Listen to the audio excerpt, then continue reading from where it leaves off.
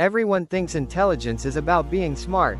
But in 2026, the countries with the highest IQ aren't the ones you expect. The number one country, it's not just intelligence, it's quietly shaping the future of the entire world. Most rankings only look at test scores.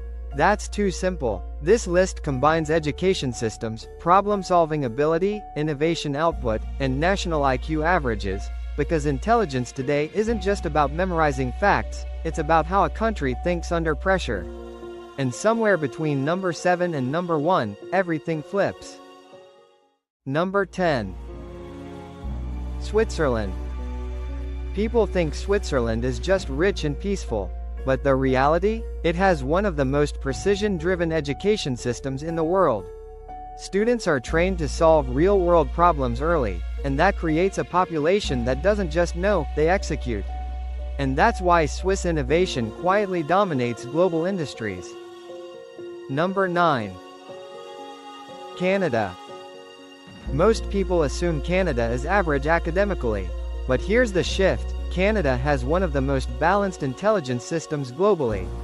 It blends critical thinking, diversity, and adaptability, meaning Canadians aren't just smart, they're flexible thinkers, which is far more powerful long-term. Number 8. Netherlands. You'd think small countries can't compete intellectually. That's wrong. The Netherlands focuses heavily on independent thinking over memorization. Students are trained to question everything. And that mindset produces one thing most systems don't: people who think for themselves. Most people don't lack intelligence. They lack the right system. Number 7. Germany. Germany is often seen as structured and disciplined. But the deeper truth? Its strength is applied intelligence. From engineering to manufacturing, Germany trains people to turn knowledge into real-world output. Which is why their systems rarely fail. But here's where it changes. From this point forward, intelligence stops being about systems, and starts becoming about dominance. Number 6. United Kingdom. The UK isn't just about elite universities. It's about intellectual influence. From science to philosophy, British thinking has shaped how the world processes ideas. And that ripple effect still continues today. Number 5. Sweden. Sweden doesn't push students to compete. It trains them to collaborate intelligently. The result? A society that innovates quietly, but effectively. And this is where most countries fail.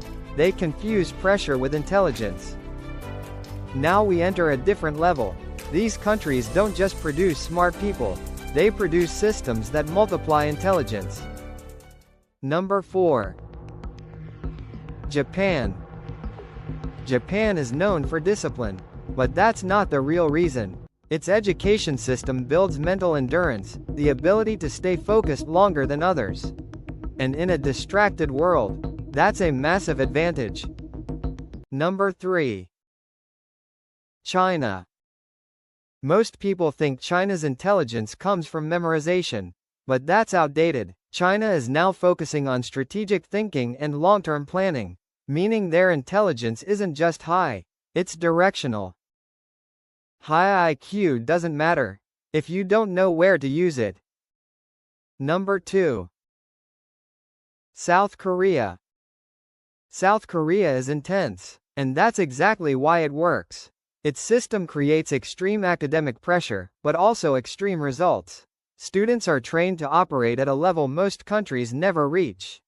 And the outcome? One of the highest performing populations in the world. But even with all that, there's one country that doesn't just produce intelligence, it redefines it. Number 1. Singapore. Most people think Singapore is just good at education. That's an understatement. Singapore has mastered how to think, not what to think. Its system focuses on logic, adaptability, and real-world application. And that creates something rare, a population that doesn't just score high. They consistently outperform everyone else. Bonus fact since you stayed until this point. Here's the part no one talks about.